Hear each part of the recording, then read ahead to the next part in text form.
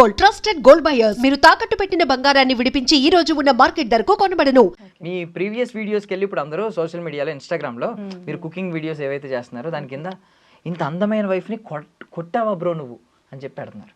ఆయన ఏ మూమెంట్లో ఎందుకు చెప్పారనేది నాకు తెలియదు. అంటే ఇంటి గుట్టు ఈశ్వరుడు కూడా పట్టలేడు, మనం చెప్పుకుంటే తప్ప.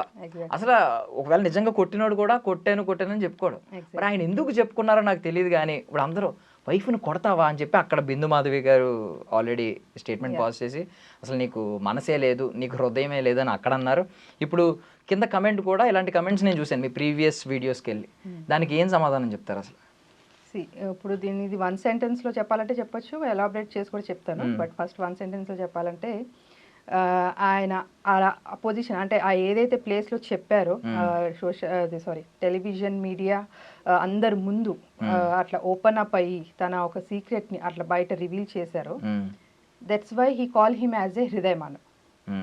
ఓకే, సో హృదయం నుంచి తను ఎప్పుడు ఉండాలి, నేను లైఫ్ అనేది అట్లానే లీడ్ చేయాలి అని అనుకునే మనిషి కాబట్టి ఒక షోని లీడ్ చేస్తానికి వెళ్తున్నారు. ఒక జర్నీ మొదలు పెట్టడానికి he started his journey there.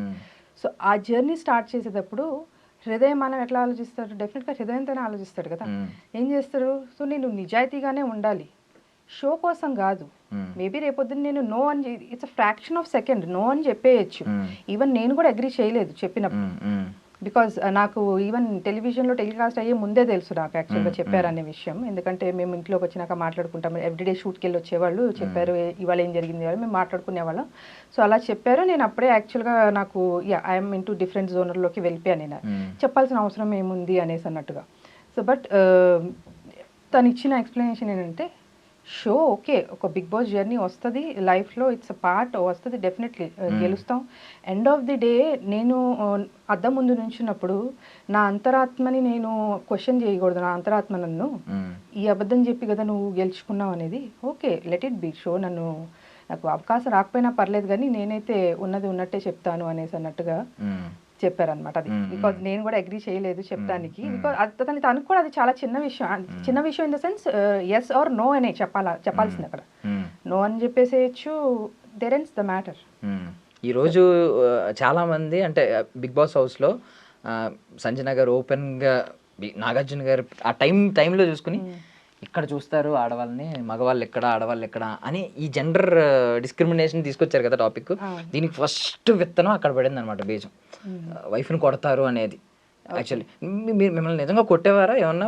మామూలుగా అడుగుతున్నాను. మీరు నాకు తెలిసి నాకు సార్ కూడా ఆల్రెడీ చెప్పినట్టే ఉన్నారు, మీకు హరీష్ గారు కూడా. ఇదేమన్నా గుళ్ళో గంట ఏంటి పొద్దున సాయంత్రం లేసి కొట్టడానికి, లేదా స్కూల్ బెల్లా?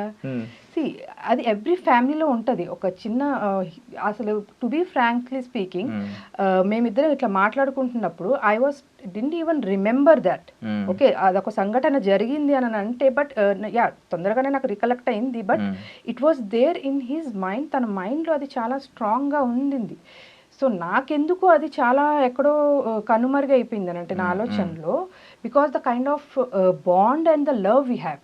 సో అది మా లైఫ్లో, మా 15 years, మా 20 years జర్నీలో అదొక డాట్, ఒక ఫుల్ స్టాప్ ఆర్ డాట్ లాంటిది అంటాం కదా.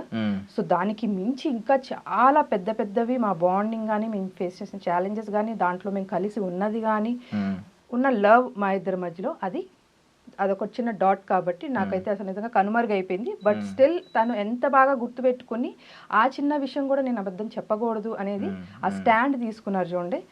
షో కోసం కాదు, నా అంతరాత్మ ముందు నేను తలదించుకోకూడదు. సో అదే ఆయన సిద్ధాంతం. అందుకే ఆయన హృదయమానవ్ అని ఆయన పేరు పెట్టుకున్నారు. యాక్చువల్లీ ఈ టాపిక్ అంతా మాట్లాడుకునే ముందు నేను ఒకటి స్ట్రైట్ అడగాలంటే, ఆయన హౌస్లో ఇప్పుడు కొంచెం డీలా పడిపోయి నేను ఉండను, మీలాంటి వాళ్ళ దగ్గర నేను ఉండలేను, నేను వెళ్ళిపోతాను అనే స్టేట్మెంట్స్ పాస్ చేస్తున్నారు. ఈవెన్ మీరు నామినేషన్స్లో చూసుకుంటే అందరూ కూడా, ఈవెన్ శ్రీజ, కామనర్స్ వాళ్ళు, మనలో కామనర్స్లో ఉన్న వాళ్ళు కూడా వద్దు వెళ్ళిపోండి, ఇక్కడ వద్దు, మీలాంటి వాళ్ళు అవసరం లేదు వెళ్ళిపోండి అన్నట్టు పెద్ద రచ్చగొట్టే వ్యాఖ్యలు మొత్తం జరిగినాయి. సో ఆయన స్టేట్మెంట్ని చాలామంది ఏమో ఇంక వచ్చేద్దామని ఉందేమో, ఆయన మీ రీజన్ కూడా చెప్పారు. బయట నా వైఫ్ ఒక్కదే ఉంటుంది, ఆమె ఇవన్నీ చూసి ఎలా ఉంటారో ఆమెకి ఎలా ఉంటుందో అని చెప్పి ఆయన స్టేట్మెంట్స్ చెప్తున్నారు. మీ మనసులో ఏముంది అసలు? ఇప్పుడు ఆయన్ని ఉండాలి, హౌస్లో ఇంకా ఉండాలి అని అనుకుంటున్నారా? వచ్చేసినా పర్లేదు అనుకుంటున్నారా? వచ్చేయాలనుకుంటున్నారా? ఏమనుకుంటున్నారు? వచ్చేయాలనేది డెఫినెట్గా ఎప్పుడు ఎవరు అనుకోరు సేమ్ అందరిలాగానే. సో బికాజ్ అది మనం జర్నీ ఎందుకు స్టార్ట్ చేసాము, అలాగే ఆయన వీడియోస్, ఆయన ఈవెన్ అగ్ని పరీక్ష దాంట్లో కూడా చాలాసార్లు చెప్పారు అసలు ఈ why big boss. So as a big boss అడ్మైరర్గా ఆయన ఫీల్ అవుతారు కాబట్టి ఆయన అన్ని కొంచెం ఆయన డిప్రెషన్లో లోలో ఉన్నప్పుడు కూడా సో అదొక కైండ్ ఆఫ్ ఊరటని కలిగించింది. So because he is into kind of చాలా కౌన్సిలింగ్స్లో వాటిల్లో పార్టిసిపేట్ చేస్తుంటారు. So end of the day Bigg Boss అనేది ఒక షో ఎలాంటిది అని అంటే వాట్ హీ ఫీల్స్, ఆయన డెఫినేషన్ ఏంటంటే మన 100 years ఆఫ్ లైఫ్, ఓకే, అలాగే అది 100 days జర్నీలో చూపిస్తే ఎలా ఉంటుంది అనేదే Bigg boss. So it is very much or very closely related to the human life అనేసి ఆయన ఫీల్ అవుతారు. ఇప్పుడు మనం కూడా మన చుట్టుపక్కల ఉన్న జనాలతో, కాకపోతే మనం మనకేం కెమెరాలు ఉండవు, మనము ఆబ్వియస్లీ నచ్చినప్పుడు ఒక రకంగా ఉంటాము, నచ్చపోతే బ్యాక్ సైడ్ ఒక రకంగా ఉంటాము. సో చాలా షేడ్స్ మనలో కూడా ఉంటాయి. సో అవే బయట అక్కడ బిగ్ బాస్ హౌస్లో విత్ ఇన్ 105 daysలో కెమెరాల్లో క్యాప్చర్ అవుతూ సో మనల్ని మన పర్సనాలిటీని చేంజ్ చేసుకుంటూ బయటికి ఒక అప్గ్రేడెడ్ వర్షన్ వస్తుంది with in a span of that 105 days. So definitely అట్లా బయటికి వచ్చేయాలి అనేసి నేనైతే అనుకోను. డెఫినెట్లీ ఎందుకు స్టార్ట్ చేశారు, ఎక్కడ ఉన్నాము ఇప్పుడు, సో నెక్స్ట్ ఎక్కడికి చేరుకోవాలి అనేది ఈ 3 parameters చూసుకుంటే యాక్చువల్లీ నేను మొన్న కొంచెం ఆయన తినట్లేదు అని అనుకున్నప్పుడు at least I might get any chance ఏమో అనేసి ట్రై చేశాను. బట్ ఆబ్వియస్లీ అది షో ఫార్మాట్ వాళ్ళు అలౌ చేయరు కాబట్టి సో నేను ఒక చిన్న ఏవీ కూడా ప్రిపేర్ చేశాను యాక్చువల్గా. సో లైక్ ఇప్పుడు నువ్వు ఇంత లోలో ఉన్నప్పటి నుంచి ఎలాగైతే నువ్వు అవుట్కమ్ అయ్యి ఇప్పుడు మొత్తం మళ్ళీ జనాల్లోకి వెళ్ళాలి, ఫేస్ చేయాలి సొసైటీని అనే ఏదైతే నువ్వు నిర్ణయం తీసుకున్నావు, లైక్ ఫీనిక్స్ బర్డ్ ఎలాగైతే ఫ్రమ్ ద యాషెస్ బార్న్ అవుతుందో అది. సో ఆబ్వియస్లీ ఇది వన్ ఆఫ్ ది ప్లాట్ఫామ్. నువ్వు లైఫ్ లాంగ్ వెయిట్ చేయని అవసరంలా, ఒక 100 days ఆ జర్నీ మొత్తం లీడ్ చేయి. ఇట్స్ నాట్ దాట్ కప్పు గెలుచుకురావాలి, ప్రైజ్ తీసుకురావాలి కాదు, డెఫినెట్లీ అది వస్తుంది. May the good person or the better person should win అని అంటాను. బట్ జనాలు మెచ్చిన వాడు విన్ అవ్వాలి డెఫినెట్గా.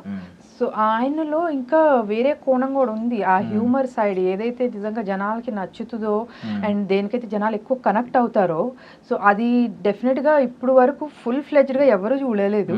సో ఆయన క్లోజ్ అసోసియేట్స్ తప్పించి. సో అది డెఫినెట్గా చూస్తే ఆయన్ని మాత్రం ఎవరు, బికాజ్ ఆయన ఆ సిచ్యువేషన్ని చాలా లైట్ చేసేస్తారు యాక్చువల్గా. ఈవెన్ మేము హాలిడేస్ అప్పుడు ఇంటికి వెళ్ళినా కూడా చుట్టుపక్కల వాళ్ళు అడుగుతారు, మా అమ్మ మీ పెద్ద అబ్బాయి వచ్చినట్టున్నారు కదా అని చెప్పి, అంటే అంత జోవెల్ అయిపోతుంది ఆ ఎన్విరాన్మెంట్. నిజంగా అంత సెన్స్ ఆఫ్ హ్యూమర్ ఉంటుందా? ఎగ్జాక్ట్లీ అదే అంటున్నా, అది ఎవరు కూడా కనెక్ట్ అవ్వలేదు ఇప్పుడు వరకు అని చెప్పేసి నేను అంటున్నాను. అంటే యాక్చువల్లీ షోలోనే చూపిస్తా, షోలోనే చెప్తాను ఒక 2-3 points. ఎగ్ విషయం జరిగినప్పుడు, ఓకే, ఎగ్ విషయం జరిగినప్పుడు సో అప్పుడు ముందు వరకు ఏం జరుగుతుంది, ఆమె ఎగ్ తిన్నారో లేదో ఎవరికి తెలియక అందరూ నెత్తులు కొట్టుకుంటూ అమ్మ చెప్పు చెప్పు చెప్పు అని అంటే ఆవిడేమో she's taking it in lighter way, okay she's creating some content over there, అది పండుతుంది, జనాలకి నచ్చుతుంది, వెళ్తుంది. సో పక్క నుంచి వాట్ హరీష్ గారు ఈస్ ట్రయింగ్ ఈస్ మీరే కదా తిన్నది చెప్పండి. That's what his body language and అది ఆల్రెడీ జరిగింది అక్కడ. సో నేను కొన్ని క్లిప్స్ అది కంప్లీట్గా లైవ్లో చూపించలేదు, నైదర్ ఇన్ ద ఎపిసోడ్ చూపించలేదు. బట్ నేను అప్పుడు ఆయన అక్కడ బాడీ లాంగ్వేజ్ని బట్టి నాకు అర్థమైపోయింది this could be the conversation between these two అని చెప్పేసి. సో ఆయన ఏంటంటే he's trying to bring out that truth out of her. Okay పోన్లే తింటే తిన్నారులే, నాకు తెలియదు చెప్పండి మీరే కదా తిన్నది అని చెప్పేసి. సో ఇప్పుడు జనరల్గా అందరూ ఆమె మీద ఎట్లా పడిపోతున్నారు, నువ్వేదో తప్పు చేసావని చెప్పి కొన్ని అనరాని మాటలు కూడా అనేసారు ఆమె అక్కడ యాక్చువల్గా.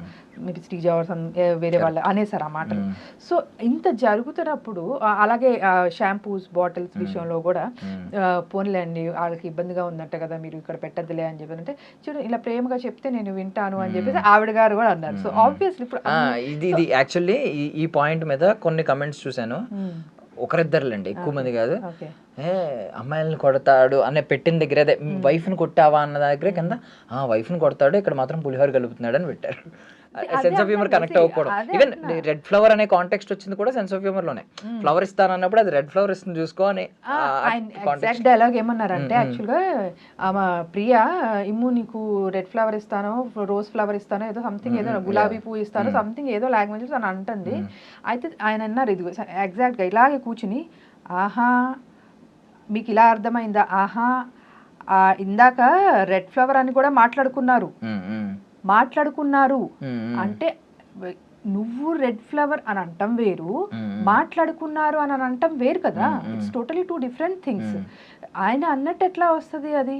సో అది ఒక కాన్వర్జేషన్ లాగా వెళ్ళిపోయింది కాబట్టి he could not able to recollect it. మనం ఏంటంటే ఇప్పుడు నేనైతే దాన్ని వెనక ముందు పెట్టుకుని చూస్తూనే ఉన్నా. అసలు ఏ సెన్స్లో వచ్చింది అది?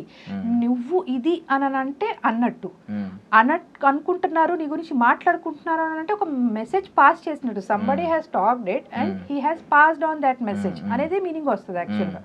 సో దానికి ఇమాన్యుయల్ ఈయన అంటాం అనేది జియో వర్డ్, అది కూడా నాకు యాక్చువల్గా చాలా. ఇప్పుడు నేను ఓపెన్ గానే మాట్లాడుతున్నాను, అంటే నేను చూసాను కాబట్టి మీకు హర్ట్ అవ్వచ్చు. గుండంకుల్ ఈ పదం మీకు ఏమనిపించింది ఇలా గుండంకుల్ అనగానే? ఈ వీళ్ళది మధ్యలో ఫైట్ అనేది నైట్ జరిగింది, ఈవినింగ్ సమ్వేర్ స్నాక్స్ తినే టైంకి. కానీ ఈ టాపిక్ ఏదైతే వచ్చిందో, టెనెంట్స్ అందరు బయట ఉన్నారు, ఓనర్స్ లోపల ఏదో స్కిట్ ఆడుకుంటున్నారు, స్కిట్ ఏదో చేసుకుంటున్నారు వాళ్ళు. సో ఆ ప్రాసెస్ లో ఇక్కడ స్టార్ట్ అయిపోయింది ఆ జియో అనే వర్డ్. నేను అది వర్డ్ కూడా నేను ఎందుకు ప్రొనౌన్స్ చేయండి, it's not about hurting. The point, నేను ఏ పాయింట్ నుంచి చూస్తున్నాను అనేది చెప్తున్నా యాక్చువల్గా. అది హరీష్ గారే కాదు, ఎవరున్నా కూడా నేను అలాగే చెప్పేదాన్ని యాక్చువల్గా. మేబీ ఇంత స్ట్రాంగ్గా చెప్పకపోయేదాన్ని ఏమో కానీ, బట్ స్టిల్ నేను ఆ జియో వర్డ్ అనేది they already started. So some one has addressed ఎవరిని అని చెప్పి. నాకు అది తనుజ గారి వాయిస్ లో అనిపించింది, ఏదో నాకు తెలియదు కానీ everybody started laughing and it was keep on he saying it. అంటూనే ఉన్నారు. సో నాకు ఐ వాజ్ లైక్, నాకు అక్కడే మారిపోయింది. హరీష్ గారికి రియాక్షన్ ఈవినింగ్ ఏదైతే వచ్చిందో, నాకు ఆ రియాక్షన్ ఆల్రెడీ ఆఫ్టర్నూనే వచ్చేసింది. ఎందుకు అడ్రస్ చేయట్లేదు, వినలేదా ఏంటి అంటే లోపల వీళ్ళు చూపిస్తున్నారు, నవ్వుకుంటున్నారు వాళ్ళు. అమ్మ శ్రీజా నువ్వు రాని పెళ్లి చూపులు అది ఇది అని ఏదో పిచ్చిపాటి స్క్రిప్ట్ వేసుకుంటున్నారు వీళ్ళు. సో అయినా కూడా వినపడలేదా అంత గట్టిగా? బయట అందరు నవ్వుతున్నారు, వినపడలేదా అని చెప్పేసి I was worried about it. Because అక్కడ ఖండించాల్సిన విషయం అది యాక్చువల్గా. లేట్ రియలైజేషన్ అక్కడ కొంచెం కోపం వచ్చింది. సో అది కూడా ఎందుకని అంటున్నానంటే, జనాలకి నచ్చింది, యు ఆర్ కరెక్ట్ అనేసి ఏదైతే వచ్చిందో ఎండ్ ఆఫ్ ది దాని కంక్లూజన్, అది నాకు నిజంగా చాలా బాగా అనిపించింది. ఎందుకంటే అది సరదాగా చేసుకుని వచ్చింది కాదు, అది డేర్ ఆర్ డై అనే ఒక టాస్క్. ఓకే, చాలా డేర్ ఆర్ డై జరిగింది ఆ రోజు. అందరూ వాళ్ళ దీంట్లో టఫెస్ట్ ఫైట్ ఇచ్చి అందరూ తినేవాళ్ళు బిర్యానీ తిన్నారు, టాటూ వేయించుకున్నారు, డబ్బులు వేయించుకున్నారు, చాలానే చేశారు అందరూ. ఓకే, వాళ్ళ లెవెల్స్లో అందరు బాగానే చేశారు. కానీ ఇవాళ రోజు వరకు కూడా ఆ డేర్ ఆర్ డై అనే ఇన్ని టాస్క్లలో క్యారీ చేస్తుంది, ఏది ఫిజికల్ గాను ఇమోషనల్ గాను క్యారీ చేస్తుంది స్టిల్ ఈ టాస్క్ ఒక్కటే.